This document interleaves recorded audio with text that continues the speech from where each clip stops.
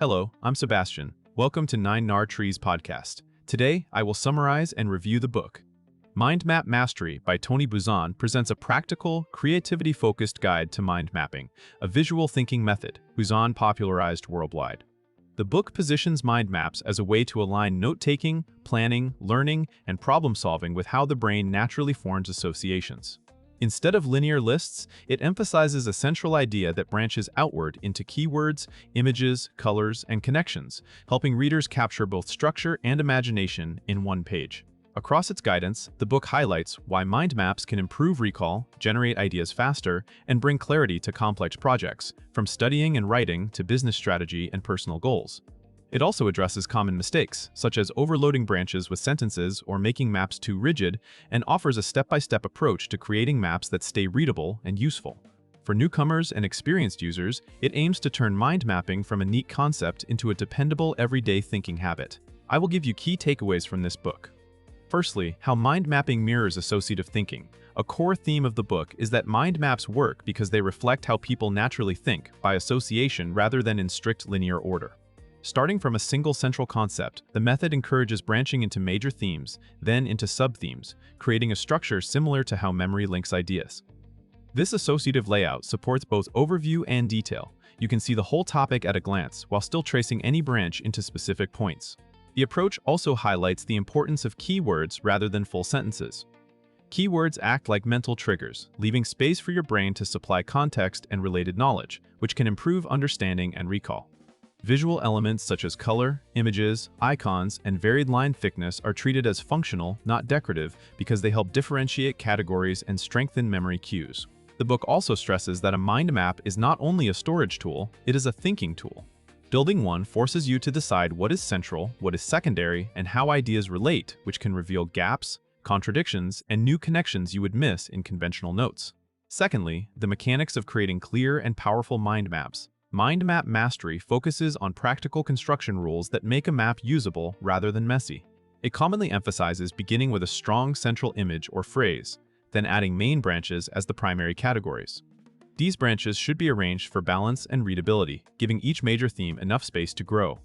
A repeated point in Buzan-style mind mapping is to use single words or short phrases per branch, keeping language compact and flexible. This reduces clutter and keeps the map scannable. The book also spotlights hierarchy, thicker or more prominent branches for higher-level ideas, thinner lines for detail, and consistent spacing to prevent overcrowding. Color coding can assign meaning, such as separating categories, identifying priorities, or tracking stages of a project. Another mechanical feature is cross-linking, where you draw connections between branches to show relationships that a strict hierarchy would hide. The guidance warns against turning a mind map into a diagram packed with sentences, because that defeats the speed and memory benefits. The goal is a page that supports quick review, easy expansion, and immediate comprehension. Thirdly, using mind maps for learning, memory, and study efficiency. A major application discussed is using mind maps to study and retain information more effectively. The book frames mind mapping as a way to condense large amounts of material into a single structured view, making review faster and less intimidating. Instead of copying paragraphs, readers are encouraged to extract core concepts and organize them into meaningful categories. This active processing can increase comprehension because you must decide what matters, how ideas fit together, and how to label them in your own words. Mind maps also support spaced review. The same map can be revisited and expanded as understanding deepens, and its visual cues can help trigger recall during exams or presentations. Another learning use is lecture or meeting note-taking. A branching structure can capture main points while leaving room for subpoints without forcing you to predict the speaker order. The method can also help identify weak spots. Branches that feel thin may signal areas needing more research. Overall, the book promotes mind mapping as a bridge between reading and remembering, turning passive exposure into an organized mental model you can retrieve and apply. Fourthly, idea generation and creative problem-solving with branching exploration. Mind maps are presented as a strong tool for creativity because they encourage divergent thinking while still keeping ideas connected to a central purpose. The branching format allows you to explore multiple directions quickly, capture partial thoughts without judging them, and then group them into themes. This makes mind mapping well-suited for brainstorming, writing, product development, and strategic planning. The book typically frames creativity as the combination of previously unconnected ideas, and mind maps help by making connections visible and easy to manipulate. Adding images, symbols, and playful language can prompt different associations than plain text, which may unlock new angles. Another creative advantage is that mind maps can handle ambiguity. You can add a branch for questions, risks, or unknowns without stopping the flow. Later, you can converge by prioritizing branches, merging similar ones, or creating a second map that turns ideas into an action plan. The method supports both individual creativity and group collaboration, where a shared map can capture contributions without losing the big picture. In this sense, the map becomes a workspace for thinking rather than a final polished document. Lastly, planning, execution, and everyday productivity through visual organization, beyond learning and creativity, the book emphasizes mind mapping as a practical system for planning and productivity. A mind map can serve as an early-stage project plan by capturing goals, constraints, stakeholders, resources, timelines, and next actions in one view. Because the structure is flexible, it can evolve as new information appears, reducing the friction that often comes with rewriting linear outlines. The approach can be applied to writing as well. A mind map can become the blueprint for an article, report, or book, with branches turning into sections and sub-branches into paragraphs.